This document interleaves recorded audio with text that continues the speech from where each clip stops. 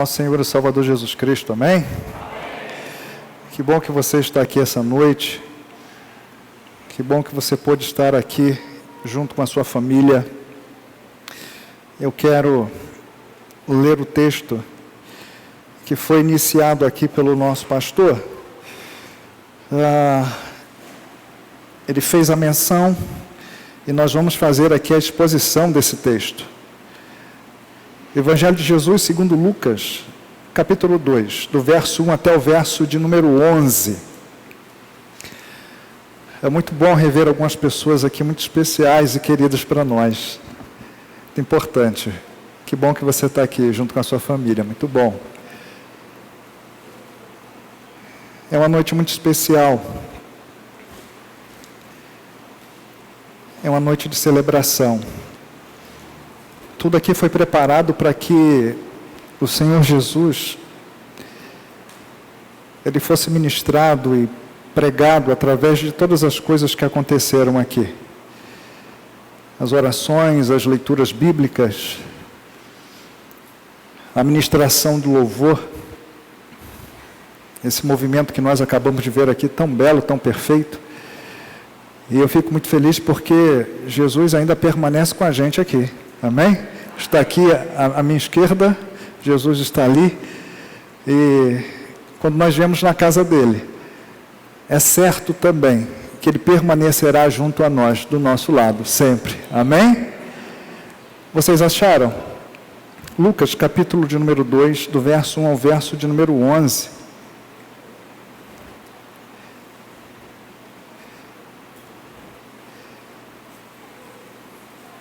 Você pode acompanhar na sua Bíblia ou na projeção aqui atrás. Evangelho de Lucas, capítulo 2, do verso 1 até o verso de número 11. Todos acharam? Amém? Podemos ler? Diz assim a palavra do Senhor. Naqueles dias, César Augusto publicou um decreto, ordenando o recenseamento de todo o Império Romano. Este foi o primeiro recenseamento feito quando Quirino era governador da Síria. E todos iam para a sua cidade natal, a fim de alistar-se.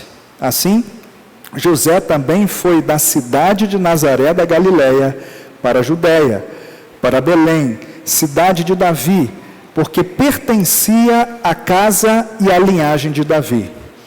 Ele foi a fim de alistar-se com Maria, que lhe estava prometida em casamento e esperava um filho.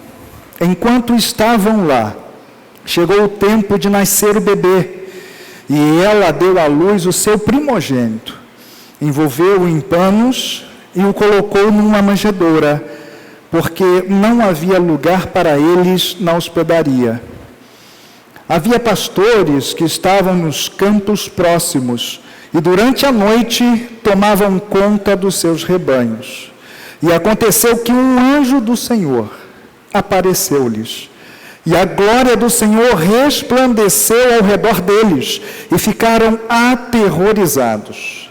Mas o anjo lhes disse: não tenham medo, estou lhes trazendo boas novas de grande alegria, que são para todo o povo. Hoje, na cidade de Davi, lhes nasceu o Salvador, que é Cristo, o Senhor. Amém? Feche seus olhos, curve sua cabeça. Vamos orar mais uma vez ao nosso Deus. E mantenha sua Bíblia aberta, porque nós falaremos na exposição desse texto. Santo de Israel, nós queremos te agradecer porque o Senhor tem sido presente nas nossas vidas. E obrigado por esse momento em comunhão enquanto igreja local. Obrigado porque famílias aqui se reúnem para adorar o Senhor, ouvir a Tua palavra, receberem do Senhor, do Teu altar de graça. E nessa noite nós queremos sujeitar o nosso coração, a nossa vida, a nossa mente, a capacidade de ouvir e entender as coisas. E nós sujeitamos tudo isso à Tua palavra, que será exposta mais uma vez nesse culto público. Senhor, nós sabemos que Tu tens poder para fazer aquilo que Tu quiseres. E ministra o nosso coração ainda com o poder que Teu Espírito Santo nos dá. Nós queremos agradecer o Senhor porque Tu tens sido bom e misericordioso conosco, nos dando mais uma celebração em Teu nome. Muito obrigado. Esteja, Senhor, perdoando os nossos pecados, esteja perdoando as nossas falhas, e esteja, Senhor Deus, nos dando liberdade para estarmos diante da Tua presença. Se decisões importantes precisarmos tomar aqui ainda hoje, cuida de tudo, para louvor da Tua glória. Nós entregamos mais uma vez a nossa vida a Ti e Te pedimos, fica conosco, cuida da gente. Nós a Te oramos e por tudo Te agradecemos em nome de Jesus. Amém e louvado seja o Senhor. Esse texto, que é uma das referências nesse momento de celebração, quando tratamos do Natal, ao ler ele, eu quero partilhar com vocês um tema para esse texto. O tema é o seguinte: Jesus, o Natal que mudou o mundo.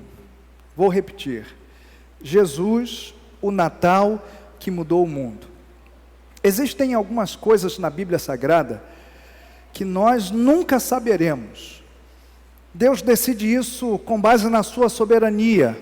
Deus não nos revela, Deus não deixa claro, Deus não dá pistas, ainda que tenhamos conjecturas, ainda que tenhamos muito estudo, ainda que analisemos, busquemos, ainda que a gente esteja atrás de respostas, Deus não deixa claro. Exemplo, no Antigo Testamento muito se fala da onde estava Daniel quando Sadraque, Mesaque e Abidnego foi lançado na fornalha de fogo. Onde estava Daniel? Porque estava presente ali em Babilônia junto com todo mundo, e nesse fato ele não está junto com aqueles 3 que chegou junto com ele. Quando nós vemos para o Novo Testamento, é muito comum as pessoas perguntarem o que aconteceu com a vida de Jesus, dos 12 aos 30 anos. Ele aparece até os 12 anos, junto lá no templo, falando das Escrituras, ministrando a palavra, o entendimento que possuía, e depois ele some.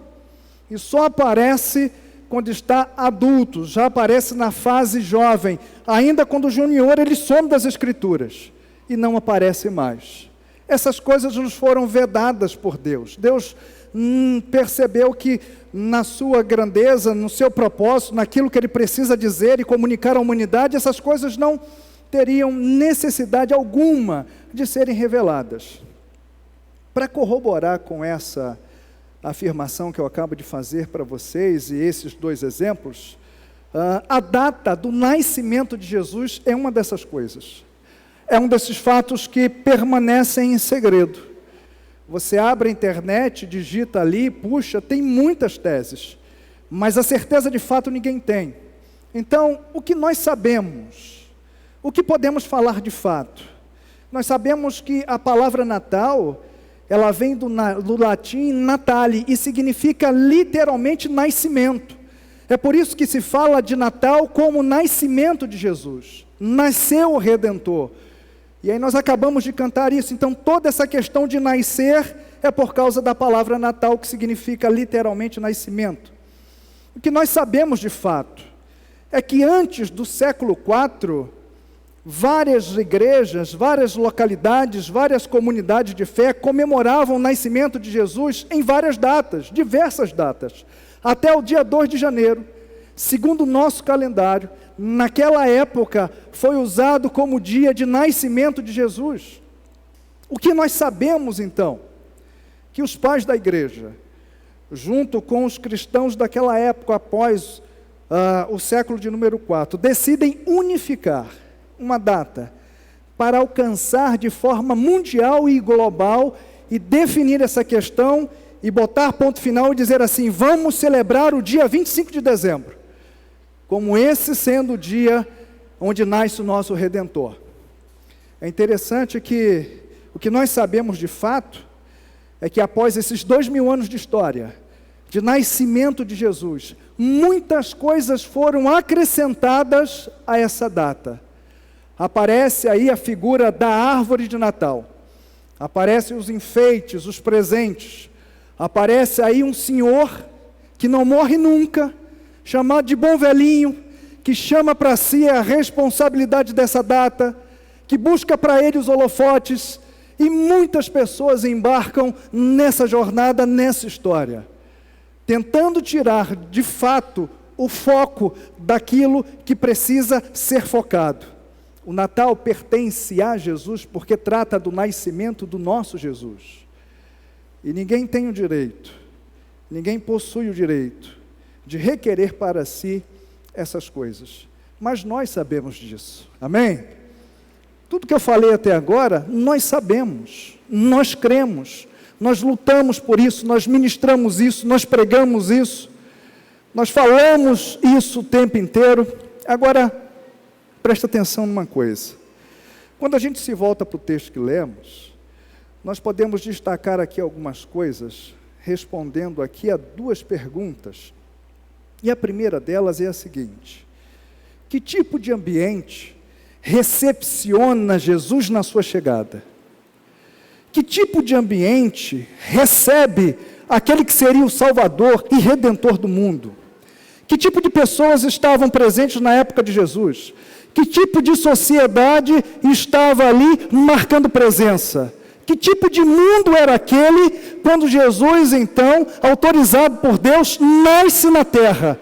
Que tipo de sociedade recepciona Jesus? Do verso 1 até o verso de número 7, nós vemos algumas coisas aqui. Eu quero só ambientar vocês com esses fatos históricos. Algumas coisas estão explícitas aqui, outras estão implícitas, mas fazem parte da história e nós sabemos e podemos citar aqui, em forma de conjectura. Do verso 1 ao verso 7, nós vamos ver que esse ambiente que recepciona Jesus, o povo judeu estava sobre o jugo do Império Romano. É Roma quem decide que tipo de sociedade os judeus deveriam pertencer. É Roma quem impõe que tipo de política eles deveriam se sujeitar. É Roma quem diz: olha, nós mandamos e vocês, judeus, obedecem. E ponto. Se não gostarem, a coisa vai ficar preta. Do verso 1 ao 7, nós vemos ainda, nesse ambiente, um povo que aguardava o Messias exclusivo. Me parece que ao longo dos anos, desde as profecias do Antigo Testamento até aquele exato momento, o centro maior do Messias que viria havia se perdido, e aquele povo acha que Jesus é seu, que vai resolver os seus problemas, as suas dificuldades, que vai resolver os problemas daquela sociedade, que vai interferir no fato político de Roma naquele momento, e eles acreditavam naquele momento em um Jesus exclusivo e somente deles, e Jesus não veio somente para os judeus, primeiro para os judeus, depois para toda a humanidade. Que tipo de ambiente recebe Jesus no seu nascimento? Uma parte do povo estava moralmente corrompida. Eles haviam abandonado literalmente toda a questão moral das suas vidas. Jerusalém, povo de Israel, o povo romano, moralmente, parte daquele povo havia se perdido. Uma outra coisa que vemos entre o verso 1 e o verso 7, que é aquilo que recepciona Jesus nesse ambiente, é que uma outra parte do povo havia renunciado às questões espirituais.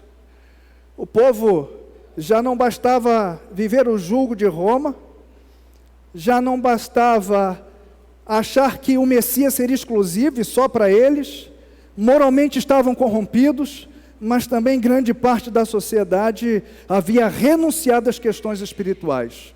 E cada um decide então viver de acordo com o que dava na sua cabeça, do seu jeito, da sua forma e da sua maneira. Que tipo de ambiente recepciona o nosso Jesus, o nosso Criador, o nosso Redentor? Os líderes daquele tempo, daquela época, que tinham a responsabilidade de cuidar e orientar o povo, não faziam isso. Os fariseus, os saduceus, os escribas, haviam abandonado o povo literalmente, e havia chamado para si a exclusividade de serem referência para aquele povo. E nós sabemos e conhecemos a história. De referência, esses homens que eu acabo de citar e as suas seitas não eram para ninguém. É por isso que Jesus, o tempo inteiro, bate de frente com esse povo. Quem tinha que cuidar do povo, quem tinha que orientar o povo, quem tinha que amar o povo, quem tinha que servir o povo, estava arrancando do povo. Eles não entendiam, esses homens, esses líderes, que se eles servem o povo de Deus, eles seriam servidos por Deus. É uma máxima, é algo óbvio. Quando a gente serve o povo de Deus, nós somos servidos por Deus em todas as circunstâncias da nossa vida. Esse é o nosso papel, esse é o papel do líder. E agora, não menos importante, e apenas como a nível de introdução, que tipo de ambiente recepciona o Senhor Jesus naquela ocasião? Nesse ambiente, apenas uma pequena parte do povo estava de fato rendido ao Senhor, estava de fato aguardando o Messias verdadeiro, estava de fato preservando a sua vida, a vida da sua família. Eram pessoas tementes, eram pessoas que estavam se sujeitando ao Senhor e o seu senhorio. Esse é o tipo de ambiente que recepciona Jesus naquela ocasião. E aqui, eu quero partilhar com vocês uma segunda pergunta. Esse era o pano de fundo.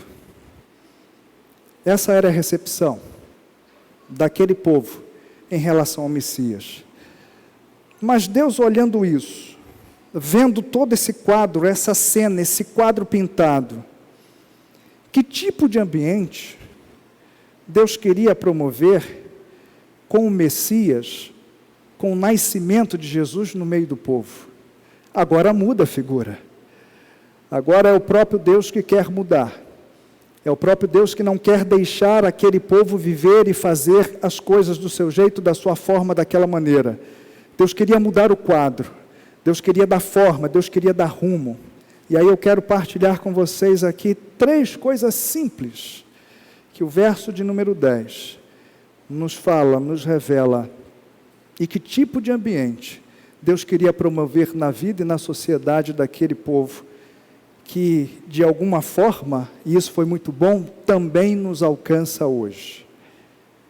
Primeira coisa, anota aí no seu coração: o nascimento de Jesus trariam notícias importantes que mudariam a realidade do povo.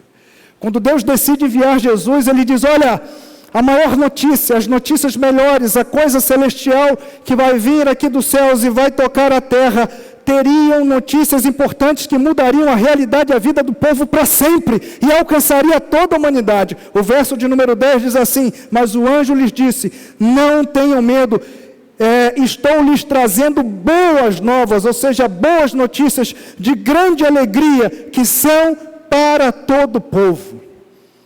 Essas boas notícias trariam esperanças àqueles que não acreditavam mais em nada. Essas boas notícias que Jesus traria com a sua vida, com o seu ministério, permitiriam o recomeço daquele que havia fracassado em algum momento da vida. Essas boas notícias que o anjo diz aqui, é a questão de trazer a cura a um povo que estava doente, um povo que estava extremamente adoecido, não só de carne, mas de alma. Essas boas notícias daria a oportunidade àqueles que nunca tiveram isso, experimentar isso na vida. Essas boas notícias removeriam, na verdade, renovariam as forças daquele que havia perdido toda ela. Essas boas notícias, por fim, trariam grande alegria, como diz o texto, a um povo marcado por sofrimento e por muita dor. Agora, a boa notícia ainda continua sendo ministrada, amém?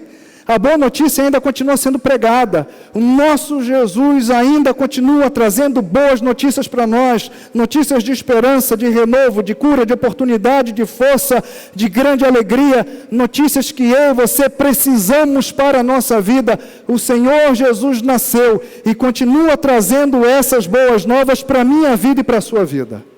Amém?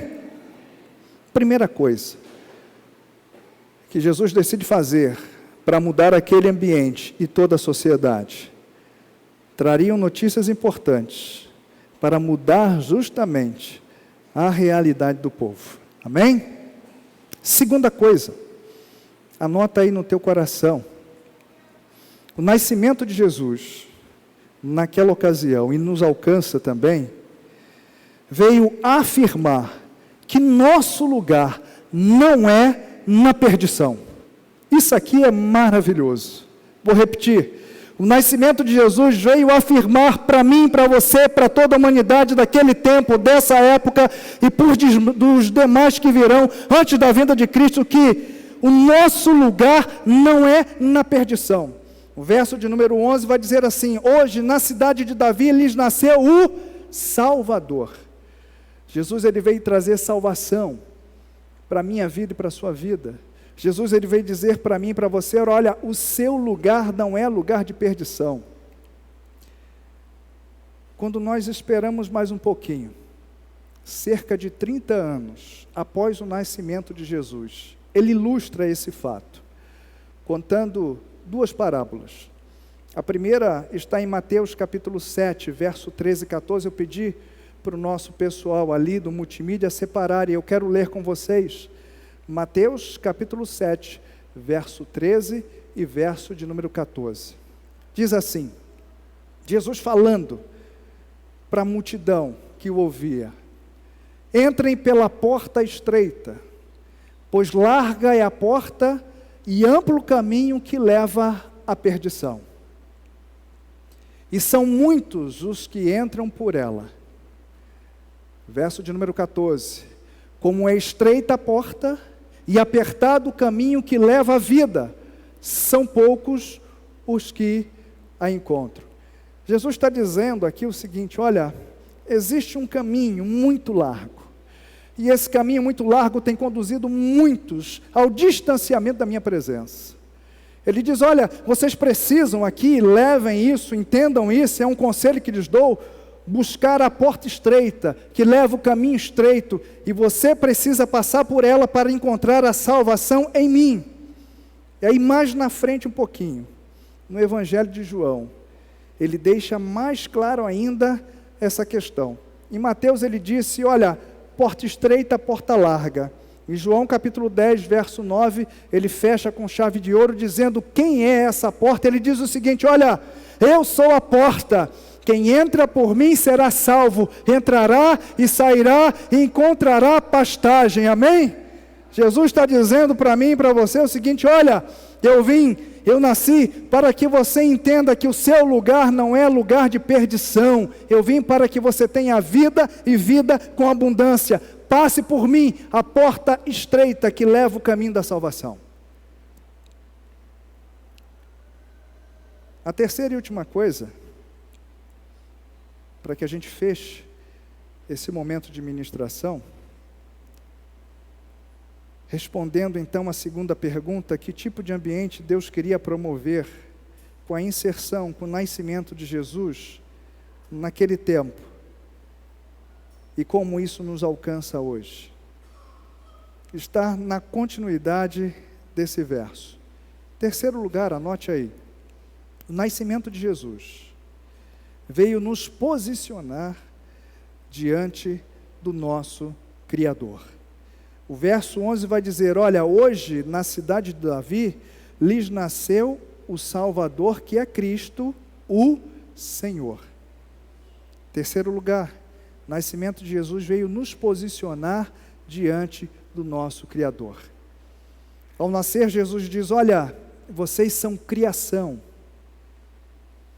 e como criação existe um Senhor acima de vocês. Jesus nasceu para nos dizer que nós pertencemos a um Deus único e verdadeiro, amém? Jesus nasceu para nos dizer que nós não temos condições nenhuma de governar a nossa própria vida, porque mais cedo ou mais tarde a gente vai se atrapalhar. Jesus nasceu para nos dizer que um dia nós prestaremos contas da nossa vida, essa vida que Ele está nos dando agora.